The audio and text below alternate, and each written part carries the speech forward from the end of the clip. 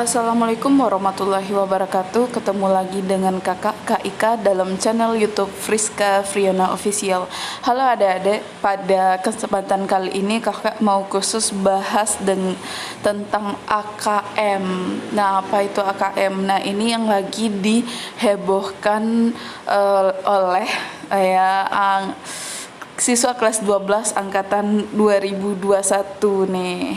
Apa itu AKM? AKM adalah suatu program baru yang diluncurkan oleh Kementerian Pendidikan untuk pengganti ujian nasional. Nah, seperti apa itu AKM dan apa itu AKM dan bagaimana contoh soal AKM? Nah, itu yang akan kakak bahas pada kesempatan kali ini.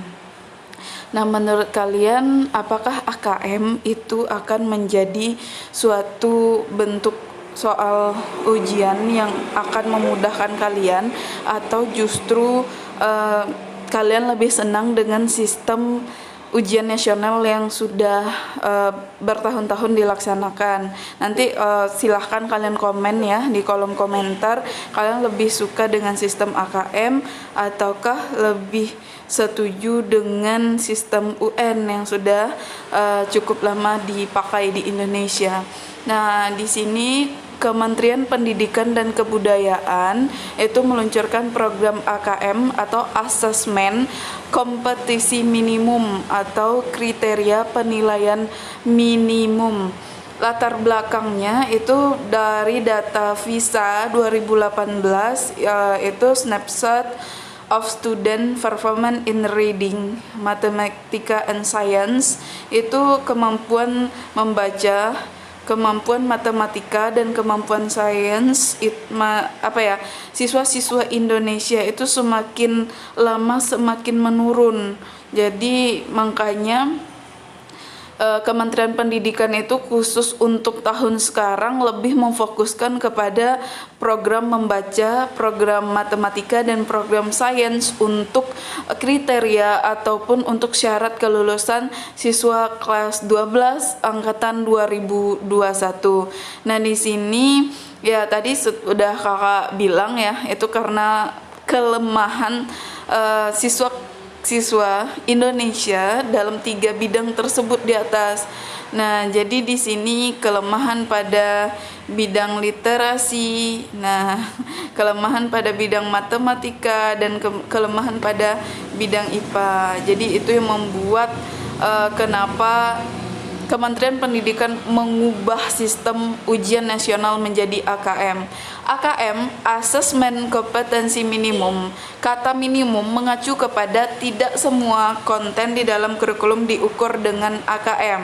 Nah, di sini AKM akan mengukur keterampilan dasar literasi, berarti ini berhubungan dengan pembelajaran bahasa Indonesia, dan juga numerasi, ini berhubungan dengan matematika. Kemampuan bernalar tentang teks dan angka. Kompetensi tersebut dibangun dari jenjang dasar sampai menengah dalam suatu learning progression.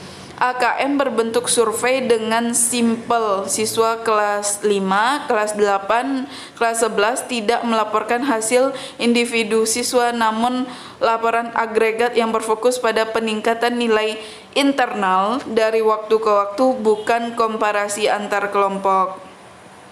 Komponen, nah di sini ya, apa sih perbedaan asesmen dengan UN gitu? Apa sih perbedaan AKM dengan UN? Yang pertama kita lihat dari hal yang diukur. Hal yang diukur kalau ujian nasional itu kan capaian pada kompetensi kurikulum berdasarkan mata pelajaran. Sedangkan di AKM nanti hal yang ingin diukur adalah: 1. Capaian kompetisi pada literasi membaca dan numerasi. Yang kedua, karakter siswa. Yang ketiga, gambaran lingkungan belajar. Yang kedua yang akan menjadi tolak ukur itu adalah target pengukuran. Kalau ujian nasional yang diukur itu semua peserta didik kelas 9 dan 12. Itu berarti untuk tingkat SMP kelas 9, untuk tingkat SMA kelas 12. Sedangkan kalau AKM ini semua satuan pendidikan dengan peserta didik kelas 5, 8, dan 11. Mode asesmen. komputer, dan kalau ujian nasional itu kan komputer dan pensil, kalau AKM itu komputer. Habis itu metode asesmen itu Fixed test, kalau AKM itu multi-stage adaptive test. Selanjutnya kriteria pelaporan, individu dan agregat di satuan pendidikan serta wilayah. Kalau AKM itu satuan pendidikan dan agregat wilayah. Fokus laporan itu pemetaan dan perbaikan pembelajaran. Kalau AKM itu perbaikan pembelajaran serta peningkatan lingkungan belajar yang kondusif. Yang terakhir yang diukur adalah kebutuhan pengakuan kompetensi individu. Kalau di ujian nasional secara otomatis diperoleh dari hasil asesmen, itu hasil ujian. Kalau di AKM itu peserta didik kelas 12 yang memerlukan akan mendaftarkan diri untuk AKM. Jadi di sini AKM itu rencananya akan dilaksanakan itu persiapannya memang 2020 ya. Tapi di sini ada rincian kegiatannya, itu dimulai dari Februari 2021. AKM individual untuk kelas 12 hanya bagi peserta didik yang memerlukan option. Terus gladi bersihnya AKM, SK dan SLB. Selanjutnya minggu ketiga Maret 2021 AKM nasional, survei karakter serta survei lingkungan belajar kelas 11 untuk semua satuan pendidikan dengan sampling di level peserta didik. Minggu kedua April 2021 AKM nasional, survei karakter serta survei lingkungan belajar kelas 8. Jadi ini akan bertahap dilakukan ya adik-adik semuanya. Itu untuk semua satuan pendidikan dengan sampel di level peserta didik. Terus lagi ada minggu pertama Agustus 2021, ini masih AKM nasional, survei karakter serta survei lingkungan belajar kelas 5, berarti SD. Untuk semua satuan pendidikan dengan sampling peserta didik. Rilis hasil AKM nasional SK dan SLB kelas 11 dan 8, lalu di Oktober 2021 hasil AKM nasional SK dan SLB kelas 5. Jadi di sini ini ada gambaran peta pelaksanaan rencana AKM oleh pemerintah atau Kemendikbud. Ada Februari untuk kelas 12, ada kelas 11 itu Maret 2021, April 2021 itu kelas 8 SMP, lalu ada Agustus itu kelas 5 SD. Selanjutnya di sini programnya lagi, rincian kegiatannya. Januari 2021 itu sosialisasi AKM kelas. Maret 2021 rilis AKM kelas untuk membiasakan kesatuan pendidikan. Juni 2021 evaluasi pemahaman penggunaan AKM kelas secara teknis. Agustus itu ini kayak mengenai Agustus ini rilis kelasnya. November 2021 evaluasi pemanfaatan AKM kelas. Nah, jadi itulah kenapa sekarang program UN diganti dengan program AKM. Jadi kalau AKM adik-adik, nah seperti ini contoh soalnya. Kita akan bahas nanti soal nomor 1 ya di sini. Di sini soal nomor 1-nya, manusia yang memiliki ilmu yang luas akan merasa dirinya tidak memiliki apa-apa. Dia merasa dirinya banyak kekurangan. Banyak orang yang lebih pintar dari dirinya, ia pun merasa kecil. Bila berjalan ia akan menunduk, sama halnya dengan setangkai padi.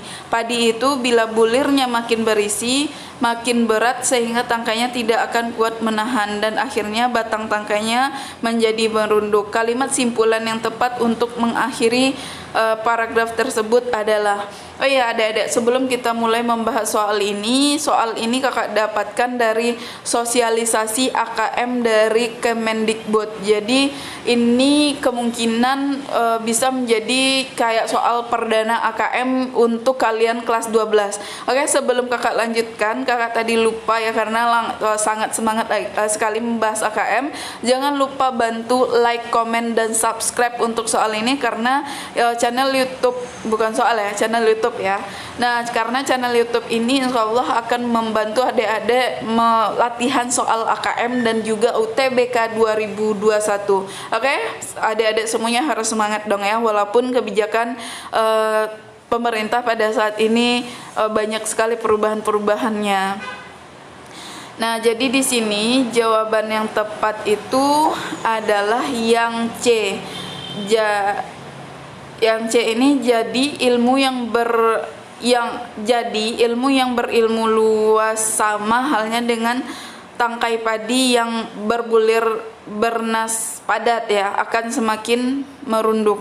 Kalau di sini kita lihat yang A, begitu bila padi itu berisi, bulirnya semakin berat dan tidak akan kuat, tangkainya menahan, itu nggak nyambung karena dia simpulan. Yang B, contoh ilmu padi bila Anda tidak dikatakan orang sombong dan nggak ada tadi, dia menggambarkan padi aja sama orang berilmu. Jadi yang tepat tetap yang C.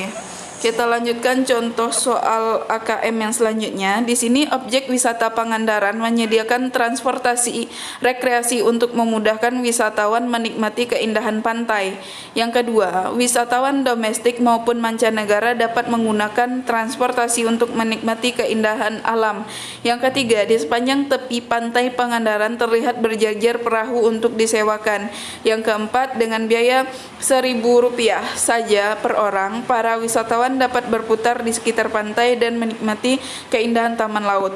Yang kelima, para pedagang ikut meramaikan situasi pantai Pangandaran. Kalimat utama paragraf tersebut terdapat pada nomor A3, B1, C2 atau D4.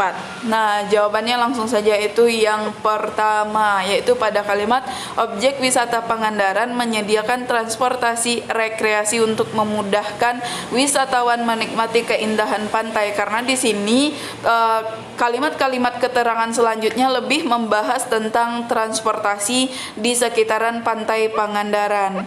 Selanjutnya kita lihat soal nomor 3. Gunung Merapi tampaknya belum menunjukkan gejala yang akan mereda. Hal yang terjadi justru sebaliknya, aktivitas gunung itu terus meningkat.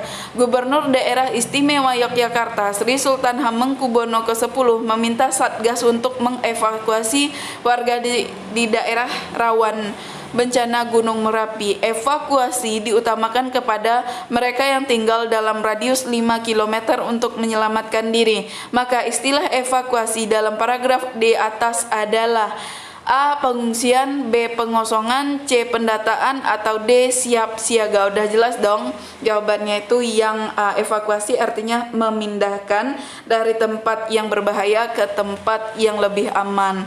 Jadi sinonimnya ini lebih pengungsian. Selanjutnya kita lihat lagi soal yang keempat lagi ya. Soal keempat di sini, kesuksesan melahirkan dan mendorong kesuksesan berikutnya. Keberhasilan menuju tangga juara olahraga mendorong keberhasilan ekonomi yang pada gilirannya akan menjadi bola salju keberhasilan.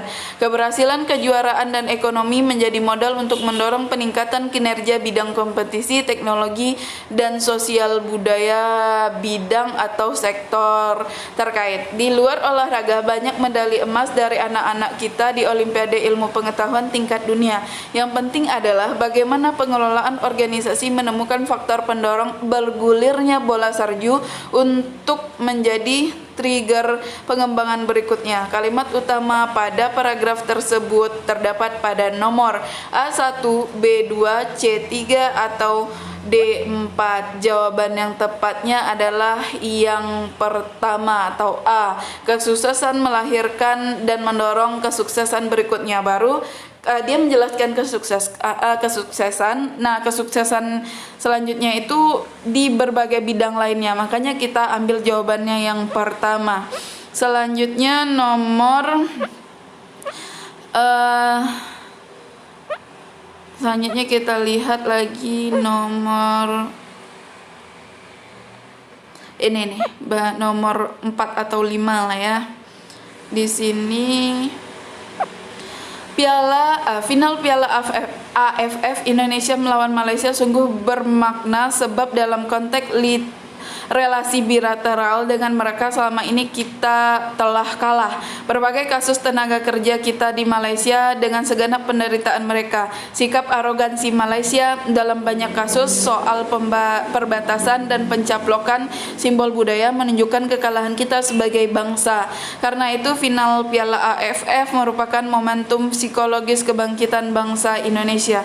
Isi pokok paragraf di atas adalah A. Malaysia selalu bersikap arogan terhadap Indonesia. B. Final Piala AFF Indonesia melawan Malaysia sungguh bermakna. Yang C.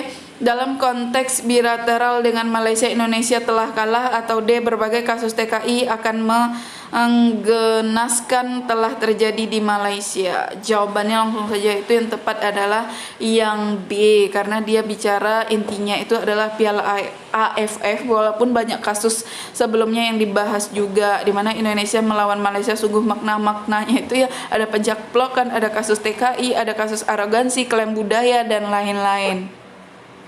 Oke, selanjutnya kita lanjutkan contohnya soal berikutnya di sini.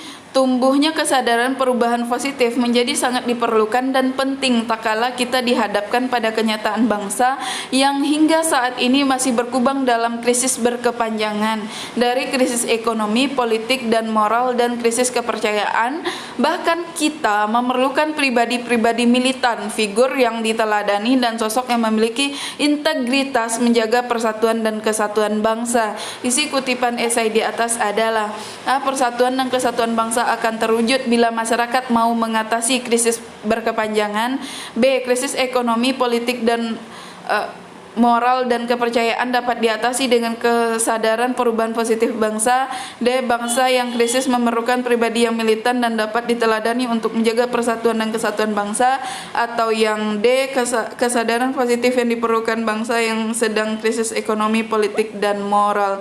Di sini jawabannya yang D. Kesadaran positif diperlukan bangsa yang sedang mengalami krisis ekonomi, politik, dan moral, karena dia membahas tadi banyak kritik dan krisis ya di berbagai bidang. Oke, kalau kita bahas ya soal terakhir untuk kesempatan kali ini, ibu-ibu dan saudara-saudara yang kami hormati, bagaimana caranya seorang wanita yang dapat terbebas dari penyakit yang mematikan, kanker misalnya. Resiko tertinggi penyakit yang salah satu ini adalah wanita, terutama organ vital wanita. Penyebabnya antara lain adalah pola hidup dan kebersihan yang kurang terjaga. Karena itu kalimat persuasif yang mengajak, berarti ya kalimat persuasif yang tepat untuk melengkapi teks tersebut adalah A. Jagalah hidup hanya untuk berfoya-foya, jagalah kebersihan. Ini janganlah hidup hanya untuk berfoya-foya tepatnya guys. B. Hai para wanita, jagalah selalu kebersihan, nih tinggal ya, agar terhindar dari penyakit. Yang C. Hiduplah dengan pola yang sehat dan selalu menjaga kebersihan. Atau yang D. Pedulilah pada para penderita kanker, hai para wanita. Jawabannya yang tepat itu C. Hiduplah dengan pola yang sehat dan selalu menjaga kebersihan. Oke guys, sekian dulu review atau pembahasan tentang ujian pengganti UN dan contoh soalnya. Insya Allah kakak akan terus mendampingi adik-adik dalam membahas soal-soal AKM dan akan memberikan juga bentuk-bentuk soal AKM yang terbaru. Kakak akan terus update, dan tapi kakak juga minta tolong nih untuk like, komen, dan subscribe. Oke, sekian dulu pertemuan kita pada pagi ini. Tetap semangat generasi muda penerus bangsa. See you the next video. Assalamualaikum warahmatullahi wabarakatuh.